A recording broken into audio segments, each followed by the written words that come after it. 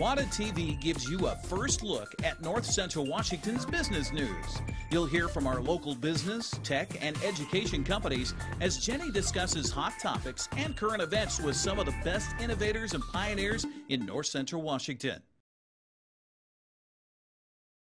Hello, North Central Washington. Welcome to GWATA TV. I'm your host, Jenny Rojanasatian. And on today's episode of GWATA TV, we're going to be continuing our series on the Innovator Awards Luncheon. The Innovator Awards Luncheon is one of GWATA's premier events as a nonprofit. Our goal is to bring together innovators in our three areas of focus: technology, entrepreneurship, and education, to put a spotlight on them and to shine their excellence and accomplishments out into the community. The luncheon is coming up. We're going to be recognizing 5 award categories, but today's episode is going to focus exclusively on STEM education. And I want to start by recognizing all of the nominees in our education category. So we had nominees for K-12, these are K-12 students, nominees in post-secondary, college students coming from a variety of backgrounds, as well as over 13 nominations for STEM Educator of the Year. It was a really hard process, but we had an independent committee review all of the nominations and narrow down the top finalists in the STEM Educator Award category. To start, I'd like to introduce Bridget Wigan. Bridget is a VEX robotics coach at Foothills. She supports classroom STEM outside of the school day through the After School Club. VEX isn't something to do after school for Bridget.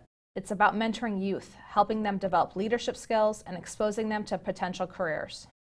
Bridget recently received the Mentor of the Year award at the VEX Robotics World Championship.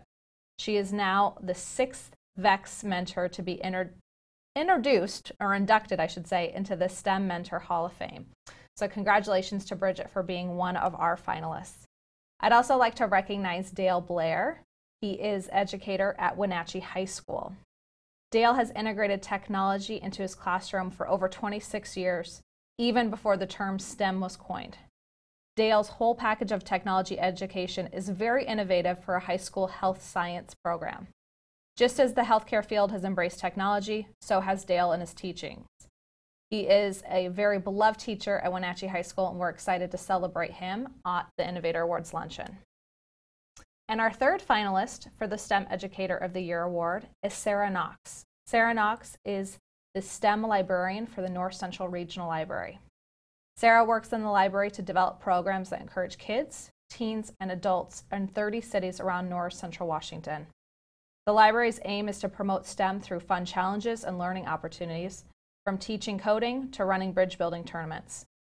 Sarah has also developed curriculum for the North Central Regional Librarians to use and implement into their locations. The North Central Regional Library has one of the most versatile STEM programming in the state, with over 30 STEM programs reaching over 600 students. On today's episode, I'm pleased to announce that we'll have Sarah Knox on air to talk more about the work she's doing at the North Central Regional Library. So again, congratulations to all of the nominees in education, and we'll be back in a minute to talk with Sarah Knox.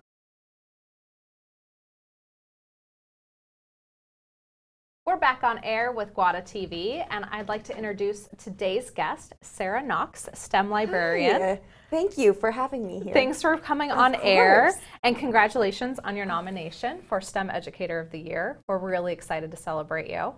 Thank you. It means so much because I just so admire all of the nominees, and to be listed, it's absolutely fantastic and wonderful. Well, it's a much-deserved honor, and we're going to talk a little bit about your passion behind STEM here in a few minutes. But let's start by talking about the library. Yes, the North Central Regional Library is a huge organization. It so is. For the audience who may not be familiar, tell us a little bit about it. Well, so North Central Regional Library is a regional library system. Basically, our company has come in and contracted with the cities and towns in a 5-county area because we, if we pool resources, we can contribute more to the patrons. So we have 30 cities and towns. Wenatchee is one of them. And so it's, you know, just one of 30. And then we also have the areas on the Colville Reservation and some other areas that we serve. So we are the largest library district in the state, as well as the Northwest. That's geographically. We have about 200,000 patrons that we actively serve. And so when thinking about that number, 200,000, it can be a little overwhelming, but it's a huge team. We have, you know, over 200 employees. So. Well, when you talked about that geography, it is impressive because you're going all the way up to the Canadian border. You're serving cities and towns that are very rural, really small, yes. some small populations. Oh, absolutely. Go ahead. Yeah, so we're in 5 counties, and when we think about the, you know, all the differences across 5 counties, that they're Chelan, Douglas, Grant, Barrie, and Okanagan counties. And, you know, the difference in interests and resources. And we have, you know, Wenatchee on the larger end, and we have wonderful, fantastic places like Curlew, which many people have not heard of, but that's where our newest library branch is. So, you know, we have these wonderful places, but yes, they are so diverse, all different sizes, all different needs from the patrons and different ways of interacting with the communities. And the library provides a wide range of services. We do. It's not just renting a library or checking out a library Right, book, right? right. Tell us me a little bit more about that. Yeah, the library has so much more to offer. Yes. It's not just about books anymore. It's not just about books, but we do, of course, have many books, and we can, of course, fill most requests. But we also carry CDs and movies and books on tape. But in addition to that, we have all of our online digital resources. So we have everything from consumer reports, which, you know, anyone who lives in any of our 30 areas, they have access to free online consumer reports. And so when you need to buy a car or get a vacuum or want to know what the best item is, you can tap into it. And North Central Regional Library has also purchased Rosetta Stone, so that any patron who wants to learn the language for free, you know, we've purchased that program. I would recommend anyone check on the library's website, NCRL.org, because we have so many amazing databases and digital resources that we're trying to expand. In addition, we have lots of programming that happens at the branches, and that's sort of more my end. Okay. So all of those great things we provide are absolutely wonderful, but I'm more focused on the programming, which is the fun things that the library hosts and brings people in for. And I'm saying programming, but really I mean sort of play. Right. Times for people to come in and learn and play and interact. And, you know, programming is also things like story times or adult book clubs. We have knitting groups. We have teen clubs that meet in some of our libraries. We have a plethora of different programming opportunities. And then you're bringing in authors and hosting large-scale events and being a meeting place for other groups to come. The library is really a community hub. It is. Within each of the 30 communities you serve. Yeah. And what I'm so excited about is, you know, we have a new director, Barb Walters, and she's amazing. And one of the priorities that we're leaning to under her leadership is really wanting to have more community input into each library. So we're excited to see how many other ways we can really be there to help the community. So listening to the community's needs. And you champion the needs of the community. You serve the constituents in a variety of ways. I'd really love to dive into the STEM programming, which is exciting for us, but we do need to head to a break. So in a few minutes, we'll be back with Sarah to talk specifically about the STEM technology initiatives of North Central Regional Library, so stay tuned. We're back on air with GWATA TV. I'm your host, Jenny Rojanasatian. We've been talking today with Sarah Knox, STEM librarian at North Central Regional Library. So thank you, Sarah, again for being on air. Oh, of course. Now we're going to dive into your real passion, which is STEM education. Yes. Yes, I know. It's also ours, so we have that in common.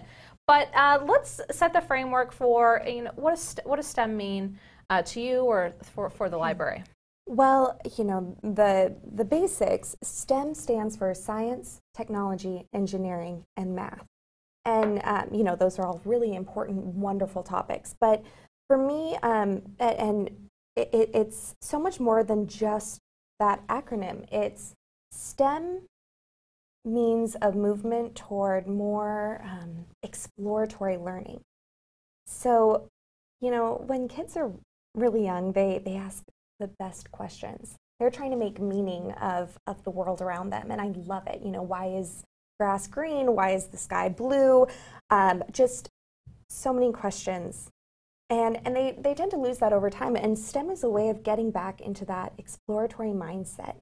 So STEM helps us understand the world around us, because when you're incorporating science, technology, engineering, and math, you're learning how things work and how things were created, and able to appreciate the world better. So now every time I drive over a bridge, I think about all the bridge making programs that I do with kids where we learn about supporting weight, and it's not really a lesson, it's a chance for them just to play. But we'll sort of get in, because that's the library's input on STEM. STEM in general is careers in STEM are desperately needed. We need people who come through school with a passion for science, technology, engineering, and math. And another great thing about that combination and why STEM is so powerful is that that's where we see a lot of problem-solving development. With science and engineering, there's lots of trial and error. Technology is constantly developing, and we're racing toward trying to create fantastic things, but certainly problems come up. So when I hear STEM, and when someone asks me what is STEM, it's hard because I want to just say science, technology, engineering, and math, but it's more of movement toward understanding, fostering an environment where we all are encouraged to understand everything around us. I love that you brought in understanding the world around, because that's a great way to look at it. A lot of times we talk about STEM in terms of solving problems or developing these critical thinking, but just to navigate the day-to-day and the basics of how our bridges are built, and even for those who aren't going to go into STEM careers, right? Even for those who are going to go out in the workforce in another area, having a STEM curriculum allows them to better interpret and appreciate, right, how all these things are engineered into our community. Absolutely. And even when I'm leading programs like teaching kids how to code using robots, I don't believe that all of the kids that I have taught are going to go on and be coders, but they all have a better understanding of how technology works, and it's affecting there's more confidence with them when they're working with computers and when they're working on their iPads and when they're interacting with technology, because they understand the building blocks. So even without going all the way toward, their career as a coder, all of this. Right. They don't have to be a computer science specialist in the end, but you're right, the integration of technology into almost every field. I mean, look at the library, right? It's a very high-tech place, is important. So how do you translate that at the library into programming? So our core would be fun. Okay. And I'm so lucky to be able to do this, because I used to be a teacher. I used to be a second grade teacher, and I loved it. But when kids would ask these questions, I would have to respond, we need to get back to the curriculum, or not be able to delve into that in the lesson. But now with the library, we're allowed to create opportunities where people of all ages can just come and learn and be hands-on and explore. And so we see ourselves, primary focus is for interest, fun, engagement, whatever you want to call it. And then the secondary purpose, or what we're hoping to get out of it, is education. So everything we do is guided by the idea that we want people to have access to engage with something if they want. And yeah. Well, no, you're fine. I think we have some photos on screen. of, explain to the audience what they're looking at. It looks like the kids are having fun. Yes, so this is a bit of more of a classroom setting, something we would do here, and it's really hard to see. But the friends are playing with little robots called Ozobots, and they're these little tiny robots about the size of a quarter that they can read color codes. So as you draw in with different color markers, different codes, these bots will do amazing things. So we're in a classroom here. And incorporating art, of course, we hear a lot about STEAM, but art, I think, is very much incorporated and with STEM. On this next photo, what are the students doing? Oh, these amazing, wonderful ladies are coding robots to complete mazes using angles and different measurements. So those little spheres we see are actually a robot called Sphero, and they are these fun little robots that are easy to code. And so the participants will, learn how far a Sphero travels in a set amount of time at a set speed, and then they can measure mazes and solve them before even putting the robot in using math and conversions. So it's a pretty fun way to integrate math into our programs. And I love seeing young women doing that as well and getting them excited. On that last slide, I think we had in a tower. Oh, Kiva planks. Yes, these are just bits of wood that are amazing for teaching structures, and our friend there really tried some risky things that I'm really impressed with. I think he's doing really well. So those are great examples of play in with STEM, right? And so talk about some of those were in classrooms. Do you come into the classroom? I do. Okay. I try to. I do come into the classroom, and then we also do, NCRL tries to do partnerships with after-school clubs and other community-type groups. And then we also do lots of programming in our libraries.